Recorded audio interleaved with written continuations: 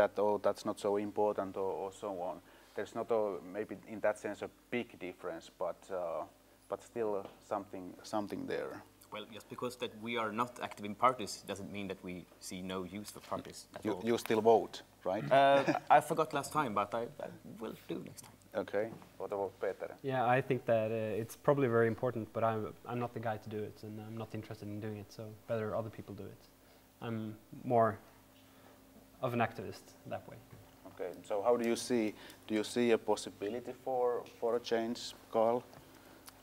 I think in what was the reception for the motion that you put and so on?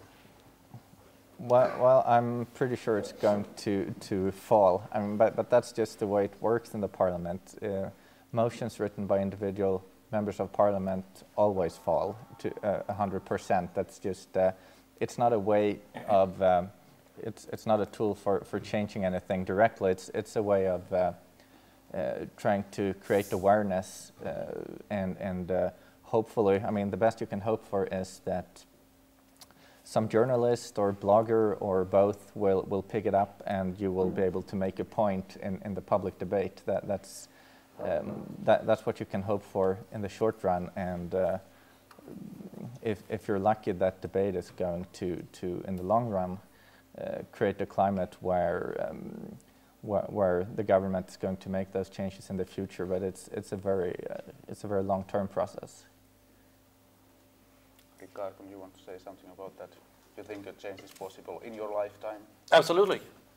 I mean, we are seeing our ideas being picked up by parties, individual members of parliament, entire parties. I mean, the Norwegian liberals copied our entire stance on copyright, word for word, down to the very comma, just translated into Norwegian and adapted it unilaterally. I mean, that's a huge step. So you say that it's a problem that, well, a couple of million people file share. A lot of politicians see it that way. We try to rephrase that, well, it's not a couple of million people that file share, it's a couple of million voters. This particular problem actually has the power to kick those politicians out of office. And once you realize that, it becomes a whole different ballgame.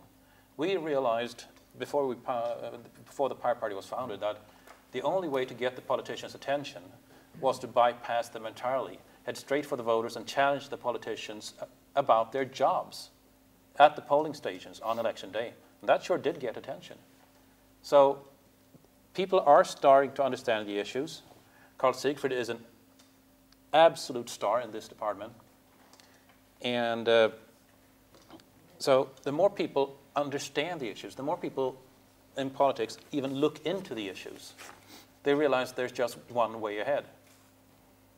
Maybe there's a difference there between Sweden and other places. Like Herkko said, that Sweden has been different. How do you feel, John, about this? I actually think he's really right. I'll use a different example. I think about 2 years ago, there was a law being pushed in America to put the DRM on television. And it was being pushed pretty hard, and all the politicians were doing it, and it looks like it was absolutely certain to pass. And then someone said, hey, you're going to mess with the television of the American voters. That's going to kick you out of office the day they turn a TV show on and they can't record it. And then suddenly it vanished. They realized this was really bad. And we're just now, people are just starting to get off their television and starting to use their VLC players, and they're starting to use their computers mostly for their entertainment. In 2 years, when that's actually all they use, and then the criminalization is trying to actually pull that plug, then it's not going to be 500,000 voters, it's going to be virtually all of them. And I think you're right, that could actually affect a change, but it'll be in completely different terms. Yeah. I think it's also important to, in a larger strategic sense, formulate the questions not only as a question about individuals' rights or individuals being threatened. For example, it would be very easy for example, any parliamentarian or any opinion maker to just keep on posing the problem of copyright and file sharing as you might get caught. But that is not really the big problem today, and I'm sure everyone here knows that and tries to formulate the problem in a better way, because those attacks against individual file sharers are mostly symbolic and have a pedagogical nature, I would say. The so one task for all of us, I think, is to make this transition from the individual fear of getting caught to a common sense of responsibility for the common internet and its basic principles and infrastructure and the communication freedoms associated with it. There seems to be a quite wide also this sort of like common, I don't know if it's frustration or at least perception of the fact that this is a largely a generational question, that it is sometimes hard to argue for these points with people who are not familiar with the actual things that are done on the net. You had something there? Yeah, and I think there is going to be a very strong reaction once new laws are in place, if they are, that kind of increase the efforts and maybe the efficiency in chasing file sharers, because even though it's criminal, of course, to not of course, but even though it's criminal to already to share files that are copyrighted unless you have the permission of the copyright holder, it's not been enforced. I mean, in the 80s, when people were copying cassette tapes, it was never an issue. No one was discussing shouldn't we let the police break into people's apartments and look what they have on their VHS tapes or cassette tapes, because that would be just inconceivable. So in that sense, even though it's what we're discussing today is not the criminalization, but harsher tools to get to those people who are breaking the law, I think at least most young people are actually going to perceive it as a criminalization. So what we have so far is consciousness raising, parliamentary politics, then practice. Give me more to this list of particular actions that we can do. Well, John is already at least claiming to make money out of all of this. Well, so there's actually 2 points I wanted to make. Let's talk about music for a second. So not very well known is the consumer business of music is actually only 1/3 of the revenue that comes from the music business. 2/3 of the money comes from licensing to films, to TV commercials, to music played in restaurants, and piracy is not an issue at all. And if you go look at the Collecting Society revenues over the last 20 years, they've increased threefold over the last 20 years. So huge amounts of money are being made through commercial business-to-business licensing of music.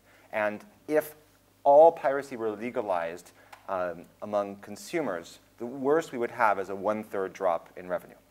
So that's just one thing to keep in mind. The second is, I don't really like the metaphor of the elephant stumbling around and doing damage, because this particular elephant actually has a gun strapped to the top of it, and it's blowing the heads off of people who happen to be around, kind of randomly.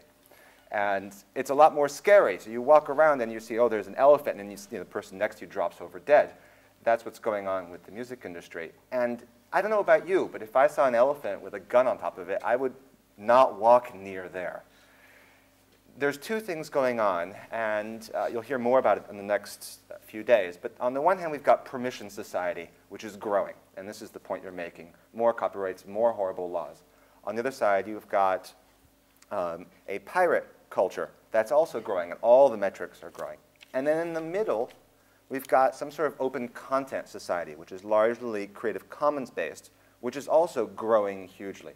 And my own philosophy on this is it's fairly pessimistic to try and reform copyright when they completely own the governments, at least the ones that I deal with in the UK and the US. What I'd like to see is to see us really embrace this middle path. When we see this crazed elephant with the gun, which is the copyright lobby, we just steer far clearer. And instead we go to Creative Commons and other open content, and we go down that path, and we hurt big content. We don't have anything to do with them. We simply ignore them because they are bullies, they are insane, and they're bad for society. Only by hurting them in that way, which is to say in their pockets, because they're not good for society, will they want to change. So that was one practical. I have Ricard here and then Turas. Yeah. I agree that they're very powerful commercially, and I know the situation in the US. Politicians are very much into pro-copyright, pro-harsher laws, pro-harsher enforcement. However, it takes only one small boy